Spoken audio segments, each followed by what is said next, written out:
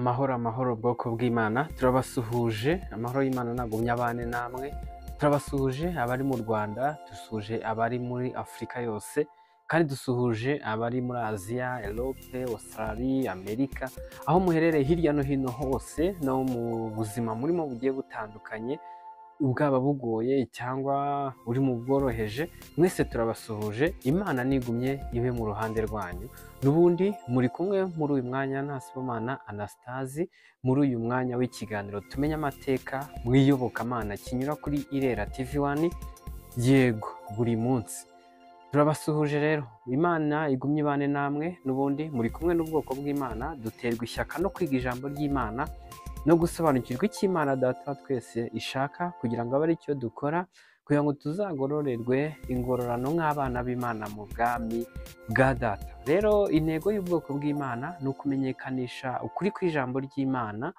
by'umwihariko inzira y'ukuri ijya mu bwami bw'Imana. Imana yacu ishimwe cyane kandi igumye ihabwa icyubahiro. Nejejwe no kongera kubana namwe muri kino kiganiro kuri uyu munsi dore ko tubana umunsi ku munsi kandi ni byiza cyane kandi bikwiriye yuko tutagombye kugira umunsi dusiba wo kugira ngo twumve yuko tugomba gukora iby'Imana ishaka, ahubwo buri munsi tugomba guharanira kumenya iby'Imana ishaka kugira ngo abe ari byo dukora. Muri aya mateka n'ubundi twifashisha igitabo cya Bibiliya kugira ngo nyirizina tumenye dukwiriye gukora mu buzima turimo.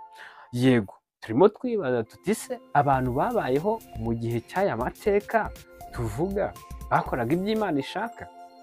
Birakwiye yuko tuyumva aya mateka kugira ngo twumve koko nimba twabigiraho cyangwa twava mu kinyoma cyabo kugira ngo dukore iby'Imana ishaka, ariko turareba twifashishije n'ubundi igitabo cya Bibiliya nimba ibyo bahamya bihura n'icyo Bibiliya ivuga. Imana yacu ishimwe cyane n'ubundi ubwoko bw'Imana tuboneka hirya no hino ku isi, nta hantu na hamwe hataboneka ubwoko bw'Imana ku bw'ubuntu bw'Imana muri Kristo Yesu, kuko ikiduhesha kuba ubwoko bw'Imana ni uko twizera uwo yatanze ariwe mucunguzi wacu Yesu Kristo, kuko mbere Yesu Kristo ataraza mu isi ubwoko bw'Imana abacu babonekaga mu gihugu cya Isiraheli gusa. Rero Imana ihabwa icyubahiro ku bw'icyo ngicyo. Yego ubwoko bw'Imana God's people buri gihe buri hantu kuri buri gikorwa duhuza umutima ku by'iwacu mu gihugu cyo mu ijuru. Mbese ijambo Pawulo yavuze, urwandiko Pawulo yandikiye Abakolosayi rubivugaho iki? Ibice 3 umurongo wa mbere kugera ku wa 10 kugera ku murongo wa 2 haravuga ngo nuko rero niba mwarazuranywe na Kristo mujye mushaka ibiri hejuru aho Kristo ari yicaye iburyo bw'Imana, mujye muhoza umutima ku biri hejuru atari ku biri mu isi. Ubutumwa bwiza uko bwanditswe na Matayo ibice 6 umurongo wa 19 kwira ku 21 naho harabivuga, nimukibikira ubutunzi mu isi aho inyenzi n'ingese ziburya kandi abajura bacukura bakabwiba, ahubwo mwibikira ubutunzi mu ijuru aho inyenzi n'ingese zitaburya n'abajura ntibacukure ngo babwibe, kuko aho ubutunzi bwawe buri ariho n'umutima wawe uzaba. Hari abibeshya yuko ari ubwoko bw'Imana bakibeshya bakanatubeshya ko ari ubwoko bw'Imana, ariko aho bahuza imitima yabo harabatamaza. Dore icyo Bibiliya ibavugaho nabo. Tito, urwandiko Pawulo yandikiye Tito igice cya 1 umurongo wa 16 haravuga ngo bavuga yuko bazi Imana ariko bayihakanisha ibyo bakora, bene abo nabo kwanga urunuka ni abatumvira Imana no ku mirimo myiza yose ntacyo bamaze. Ubutumwa bwiza ko bwanditswe na Matayo ibice 7 umurongo wa 16 n'uwa 18 haravuga ngo muzabamenyera ku mbuto zabo. Mbese hari abasoroma imizabibu ku mpungenge cyangwa imbuto z'umutini ku gitovu? Nubwo igiti cyiza cyose cyera imbuto nziza. Yego igiti cyiza cyose cyera imbuto nziza, ariko igiti kibi cyera imbuto mbi. Na Pawulo yabyandikiye Timoteyo mu rwandiko rwa 2 ibice 3 umurongo wa 5 aramubwira ati bafite ishusho yo kwera ariko bahakana imbaraga zako, abameze batyo ujye ubatera umugongo. Pawulo kandi yandikiye urwandiko Abafilipi ibice 3 umurongo wa 18 n'uwa 19 ababwira ati hari benshi bagenda ukundi abo nababwiye kenshi nanone ndababwira ndira yuko ari abanzi b'umusaraba wa Kristo amaherezo yabo ni ukurimbuka imana yabo ninda biratana ibiteye isoni byabo bahoza umutima ku by'isi. Yego rero niyo mpamvu ikintu hari igihe kirekire mu buzima bwawe kandi utanga imbaraga n'ubutunzi ku bw'intego y'icyo kintu, icyo kintu niyo mana yawe. Yego iki ni ikiganiro tumenya amateka mu iyobokamana kinyura kuri Irera TV1 buri munsi. Mbese abantu babayeho muri aya mateka yego bakoraga iby'Imana ishaka? Reka twumve aya mateka hanyuma tubigireho cyangwa tuve mu kinyoma cyabo kugira ngo dukore iby'Imana ishaka. Muri iki kiganiro tumenye amateka mu iyobokamana twifashisha igitabo cya Bibiliya kugira ngo tumenye iby'Imana ishaka. Tugiye kurebera hamwe amateka yaranze iyi tariki ya 6 y'ukwezi kwa 11.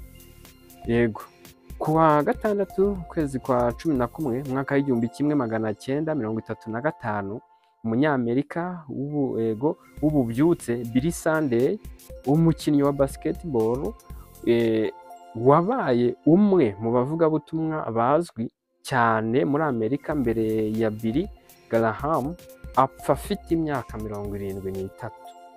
Abantu barenga miliyoni 100 bamwumvise avuga mu gihe cye kivugabutumwa kandi abagera ku bihumbi 300 muri bo bizeye Kristo Yesu nk'umucunguzi wabo. Yego bizeye Yesu Kristo nk'umucunguzi wabo. Ku itariki 6 z'ukwezi kwa 11 ari nayo n'ubundi natwe itariki turiho mu mwaka wa 1963 sinodi y'i Roma. Yego umwami Otto wa mbere yahamagaye inama kuri bazilika ya Mutagatifu Petero i Roma. Papa Yohana wa 12 yakuwe ku mirimo ashinjwa kwigomeka kuri Otto ariwe uwo mwami. Rero ku itariki ya 6 z'ukwezi kwa 11 ni umunsi mpuzamahanga wo gusengera abizeye Yesu Kristo nk'umucunguzi kubera ko batotezwaga cyane. Kuri uyu munsi nyine kwizihizwa uyu munsi yego wo gusengera abizeye Yesu Kristo nk'umucunguzi wabo kubera ko batotezwa cyane. Yego uyu munsi mpuzamahanga ni igihe kibi ku bizeye Yesu Kristo cyo gusaba mu izina rya Kristo Yesu. Dukurikije ihuriro ry'ubutumwa ku isi, umwe mu bakristo 7 ku isi yego abahantu bahurira n'itotezwa cyangwa gutotezwa bazira gukurikira Yesu Kristo. Yego birakwiye ko usengera abantu dusangiye kwizera kuko tutari mu mudendezo mu isi. Kuri uyu munsi mpuzamahanga wo gusengera itorero ritotezwa cyangwa abizeye Yesu Kristo kuko batotezwa mu buryo bwinshi, birakwiye rero yuko basengera. Ni kuri iyi tariki ya 6 z'ukwezi kwa 11 ni itariki ngarukamwaka yo gusengera itotezwa ry'abizeye Yesu Kristo nk'umucunguzi wabo.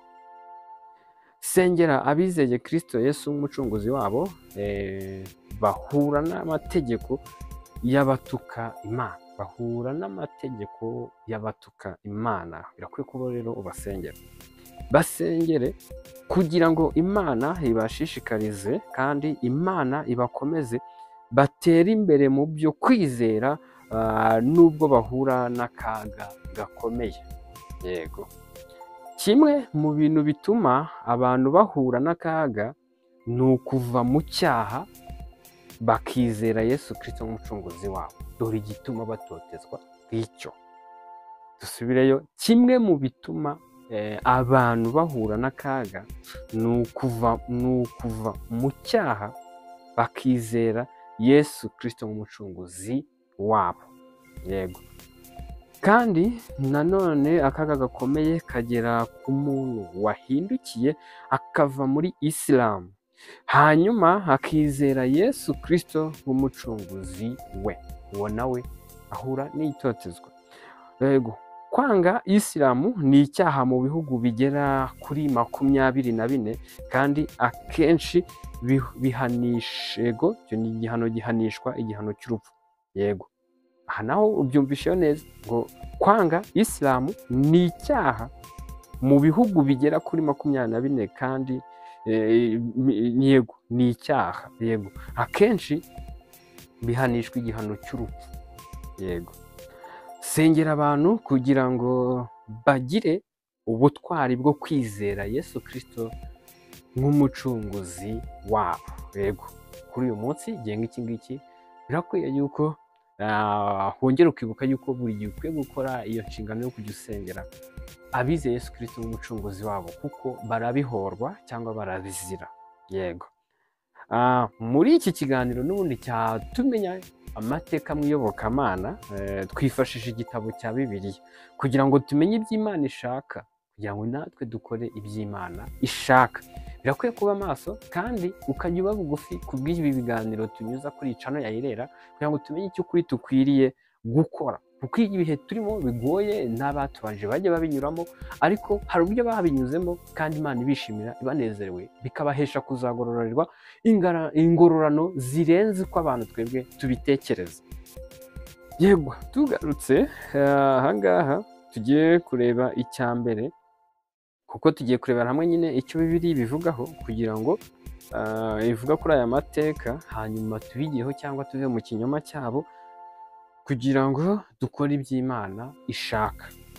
Icya mbere, kuri uyu munyamerika n'ubundi w'ububyutse witwa Billy Sunday, wabwirije abantu bagera kuri miliyoni 100, akaba yarapfuye kuri iyi tariki n'ubundi ya 6 y'ukwezi kwa 11 mu mwaka w'1935. ibyo yagombaga gukora cyangwa misiyo ku isi, yego, yarangiye. yaragize icyo gihe imyaka 73. Yego, icyo gihe misiyo ye cyangwa icyo yahamagarirwa gukora mu isi cyari kirangiye, nibwo yayisohotsemo ku myaka ye 73 yari amaze kugira. Tugiye kureba ukuri kwa Bibiliya cyo kubivugaho. Bibiliya ivuga kuri iri vugabutumwa we yakoze, kuko mu bantu yagejejeho ubutumwa bagera kuri miliyoni 100, birashoboka ko mu gihe n'iki ngiki ukwiye kuba wanarenza abo bantu za miliyoni 100 ukageza ubutumwa kuri benshi, kuko yagejeje ubutumwa kuri miliyoni 100, ariko twabonye yuko habashije kwizera Yesu Kristo nk'umucunguzi wabo abagera ku bihumbi 300. Rero birakwiye ko nawe uyu mubare ushobora kuwurenza, byaba byiza kurushaho mu gihe nk'iki cyawe. Yego, muri iki gihe wahamagariwemo ukure nk'uko bigomba. Tugiye kureba Bibiliya ikivugaho mu kujyana ivugabutumwa hirya no hino. Ese ni ngombwa cyangwa si ngombwa? Ese ni itegeko cyangwa si itegeko? Tugiye kureba ku muntu amaze kuba ubwoko bw'Imana, nimba koko ari itegeko cyangwa atari itegeko gutambutsa ubutumwa bwiza impande n'impande, cyangwa kubimenyesha mugenzi we. Yego, icyo Bibiliya bivugaho muri Mariko, ubutumwa bwiza bwa Mariko, ibice 16 umurongo wa 15 kugera kwa 16 habivugaho. Havuga yuko Yesu niwe wavugaga iki gihe, ngo arababwira ati, mujye mu bihugu byose mwigishe abaremwe bose ubutumwa bwiza. Uwizera akabatizwa azakizwa, utizera azacirwaho iteka. Yego.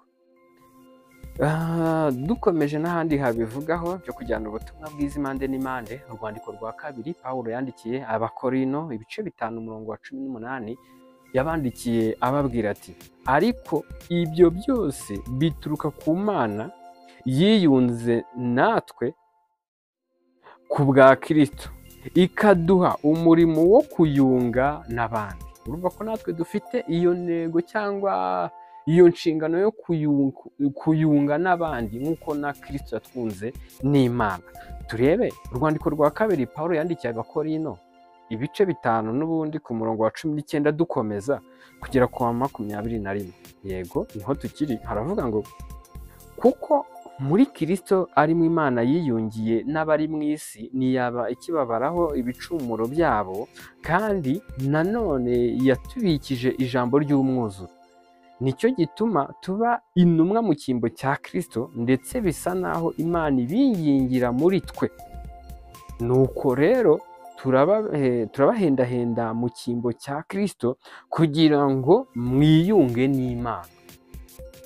Kuko utigeze kumenya Imana, kuko utigeze kumenya icyaha, Imana yamuhinduye kuba icyaha ku bwacu, kugira ngo muri we duhinduke gukiranuka kw'Imana. Yego, niyo tujye ku cya kabiri ku by'amateka twarebyeho n'ubundi kuri iyi tariki ya 6 z'ukwezi kwa 11,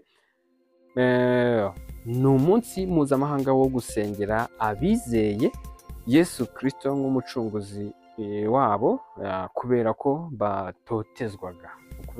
batotezwa impande n'Imana. Ese Bibiliya bivugaho iki ku bigendanye n'itotezwa ry'abamaze kwizera Yesu Kristo umwami n'umukiza mu bugingo bwabo? Kuki iryo totezwa ubundi ribageraho? Kuki ryabageragaho nk'uko tubibona mu mateka, kandi n'ubu ngubu bikaba bikibageraho? Kandi n'ijambo akaba ari aho ryo tubona ritwereka ko n'ubundi bizakomeza kubaho byo gutotezwa. Ni ukubera iki? Byari bihari, Bibiliya yarabigaragazaga. Turebe ukuri kw'ijambo ry'Imana muri Bibiliya. Yohana ibice 15 ku murongo wa 18 haravuga ngo ab'isi nibabanga mumenye ko babanje kunyanga babanje kunyanga batarabanga. Ab'isi nibabanga mumenye ko babanje kunyanga batarabanga.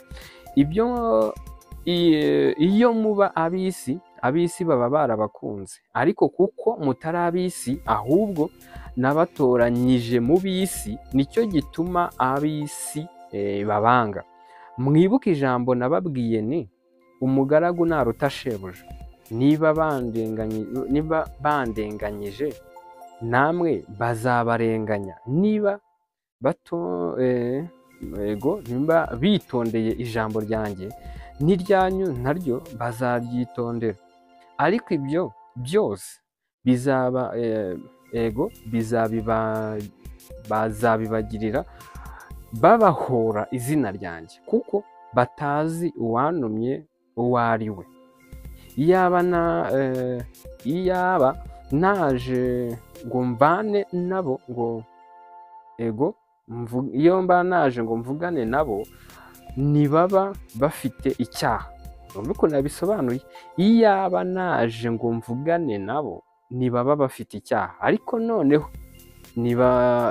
ntibafite uko biregura icyaha cyabo. Unyanga aba yanze na Data. Yego, unyanga aba yanze na Data.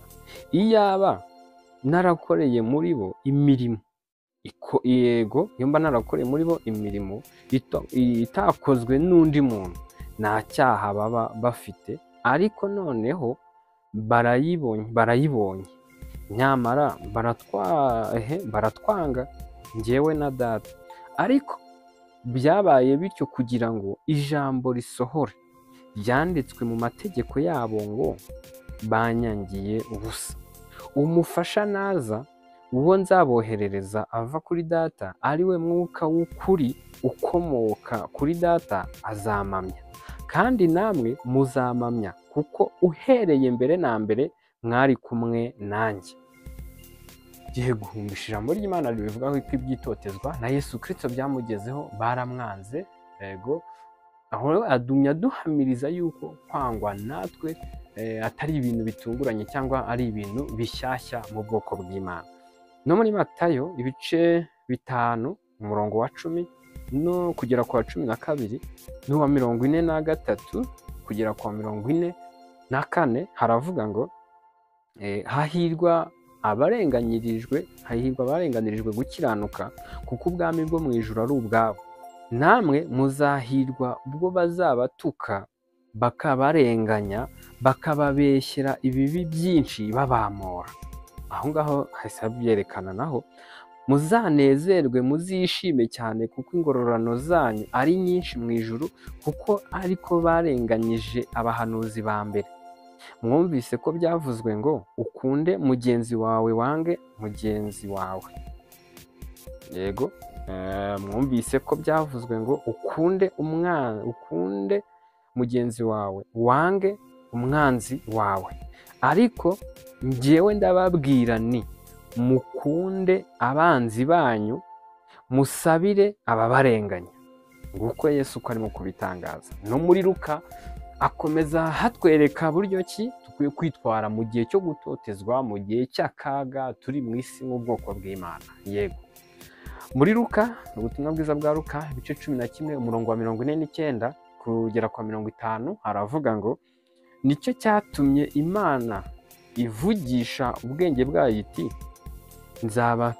nzabatumaho abahanuzi n'intumwa, bamwe muri bo bazabica.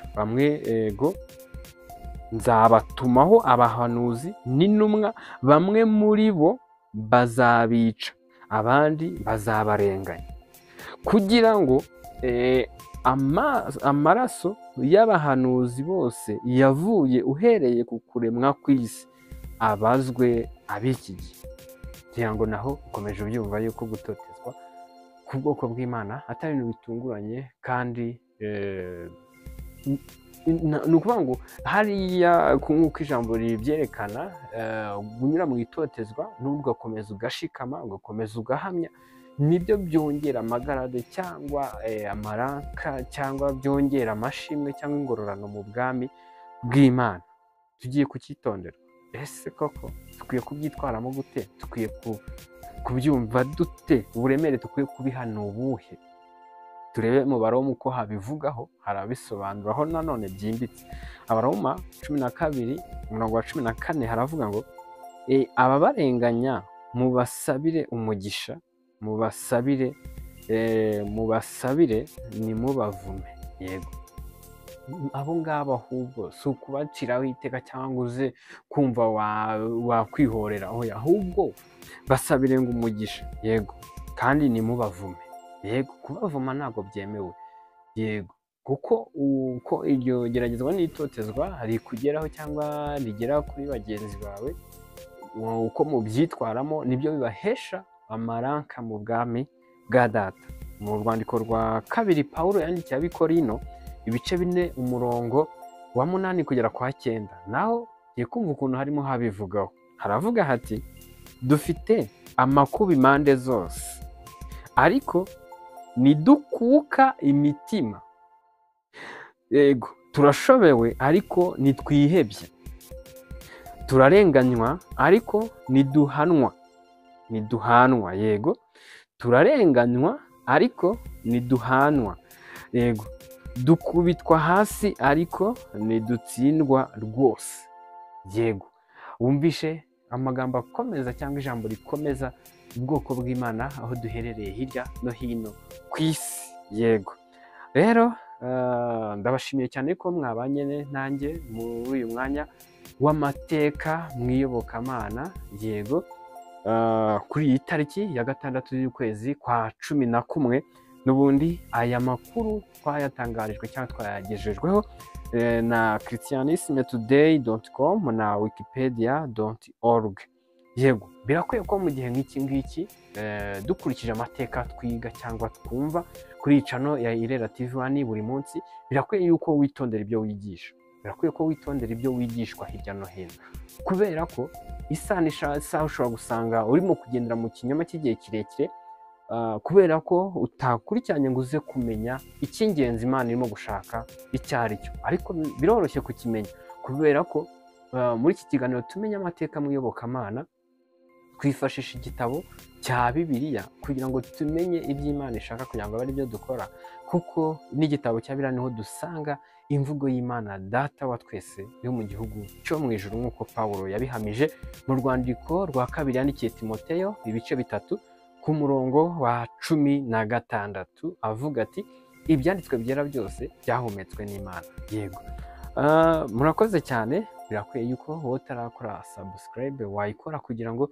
ikiganiro cyose tunyujijeho hano kitagucika. Ntabwo ibiganiro binyuraho ari amateka gusa mu iyobokamana, n'ibindi biganiro binyuraho kandi nabyo by'ingenzi by'umumaro bidufasha gusobanukirwa ibishamikiye kuri aya mateka ndetse n'ibindi bigiye bitandukanye, kugira ngo tumenye igikwiriye dukwiriye gukora nk'ubwoko bw'Imana.